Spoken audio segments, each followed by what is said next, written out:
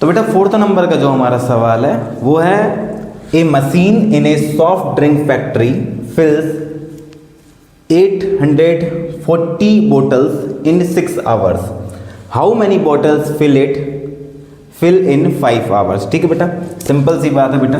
देखो पहले तो हम एक हल्का सा वो जो हमारा चार्ट रहता है वो बना लें।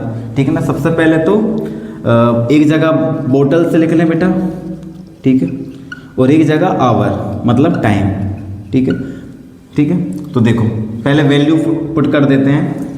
840 बोटल्स कितने घंटे में, 6 आवर में भरी जा रही है। अब वो क्या बोल रहा है, how many bottles will it fill in 5 hour, 5 hour में कितनी बॉटल्स लगेगी। ये x1, ये x2, ये y1, ये y2। ठीक है, तो 6 घंटे में 840 बोतल सॉफ्ट ड्रिंक की भरी जा सकती है एक मशीन के द्वारा। आप बताइए 5 घंटे में वो कितनी बॉटल को फिल करेगा। देखो बेटा सिंपल सी बात है कि मशीन जितने घंटे ज़्यादा काम करेगी बेटा उतनी ज़्यादा बोतल को भरेगी। तो ठीक है, तो बोतल्स को फिल करना और उसका टाइम इनके बीच में प्रोपोर्शनल मतलब डायरेक्ट प्रोपोर्शन है बेटा। डायरेक्ट का मतलब कि अगर आप मशीन को ज़्यादा समय तक चलाएंगे तो आप ज़्यादा से ज़्यादा सॉफ्ट ड्रिंक की बोतल को भर पाएंगे। ठीक है, तो इसका मतलब x1 upon x2 equal to y1 upon y2। ठीक है, तो x1 की वैल्यू 840, x2 आपको पता नहीं है, y1 की वैल्यू 6 है, y2 की 5। क्रॉस करना बेटा सिंपल इसको। ठीक है, तो 840 into 5 equal to 6 into x2। 6 को बेटा नीचे ले आना है। ठीक है, तो 6 को अगर आप नीचे ले आओगे सामने x2 की वैल्यू मिल जाएगी। ठीक है, 6 से इसको काट देते हैं बेटा। 6 सॉरी ये मैंने कैसा काट दिया, फिर से देखो 840 इंटू 5 तो था ही। ठीक है, मैंने इस 6 को नीचे ले आया था। ठीक है, अब देखना 6 एकम 6। ठीक है, एक बार कट गया, फिर 2 बचा, फिर 24, तो 6 4 जाए 24 और 0। ठीक है, और इंटू 5 इसका इंटू करना था। 14 5 जब 70 होता है और एक ये 0। ठीक है, तो 5 घंटे में कितनी बोतल फिल हो सकती हैं, 700। और यही आपका क्या है बेटा, आंसर। ठीक है बेटा, तो आइए बेटा अगला सवाल करते हैं। तो बेटा ये है 5th नंबर का सवाल हमारा। ठीक है, a photograph of a bacteria in large 50,000 times attain a length of 5 centimetre as shown in the diagram. अब बेटा वो डायग्राम में बना नहीं पाया, वो आपकी बुक्स में है, आप देख सकते हैं। What is the actual length of the bacteria if the photograph is enlarged 20,000 times only? What would be its enlarged length? तो बेटा इसमें 2 सवाल है। सबसे पहले तो आपको निकालना है what is the actual length of the bacteria। तो देखो इसके लिए क्या करते हैं बेटा, ठीक है, जो हमारी लेंथ है, ठीक है ना, 50 सेंटीमीटर वो, और जो बेटा फोटोग्राफ में उसको इनलार्ज करके दिखाया गया वो कितना है, 50,000। ठीक है, तो उसको इससे डिवाइड कर देंगे बेटा। ठीक है, यूनिट यहाँ से हटा दो। ठीक है, 5 बन जा 5, 5 बन जा 5, और नीचे कितने 4 0। ठीक है, अब आपने बेटा पावर एंड एक्सपोनेंट पढ़ के आए हैं, ये हो जाएगा 10 की पावर 4, और बेटा जब ये ऊपर जाएगा तो ये जो पावर है ये नेगेटिव हो जाएगी। ठीक है, तो 10 टू पावर -4 सेंटीमीटर इसको हम बोल सकते हैं। ठीक है, और सेकंड सवाल है बेटा हमारा, जो सेकंड नंबर का सवाल था वो ये था कि if the photograph is enlarge 20,000 times only what would be it's enlarge length. ठीक है, तो देखो बेटा इसको हम क्या करते हैं, 2 वैल्यू बना लेते हैं। ठीक है, एक को अपन बोल देते हैं एक्चुअल लेंथ। ठीक है,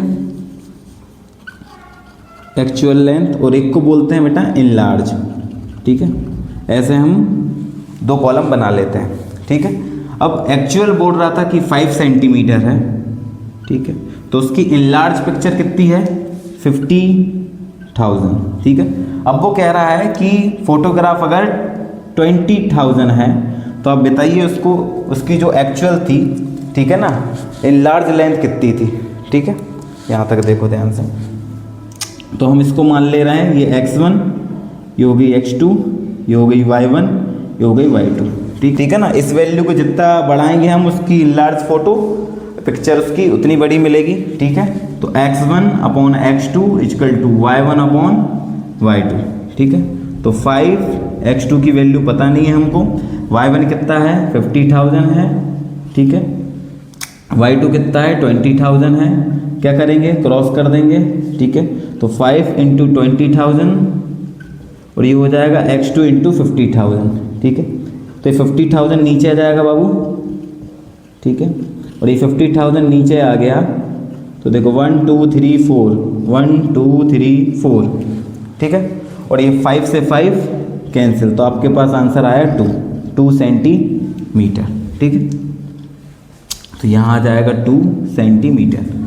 ठीक है बेटा, तो अगला सवाल करते हैं बेटा।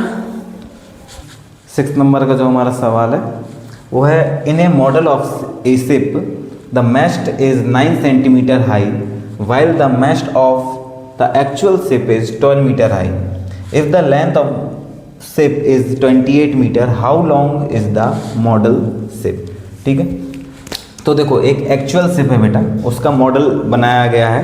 तो बेटा अगर कोई बहुत बड़ा शिप है तो जाहिर सी बात है उसका मॉडल कुछ बड़ा ही बनाना पड़ेगा बेटा उसको रिप्रेजेंट करने के लिए। और कोई अगर छोटी शिप है तो उसको रिप्रेजेंट करने के लिए बेटा छोटा आप क्या कर सकते हो, मॉडल बना सकते हो उसका। ठीक है, तो बेटा मैस्ट का मतलब क्या होता है, एक ऐसा डंडा टाइप का रहता है बेटा, इसमें ऐसा देखा होगा आपने, इस तरह का बेटा शिप में लगा रहता है उसकी डायरेक्शन को चेंज करने के लिए।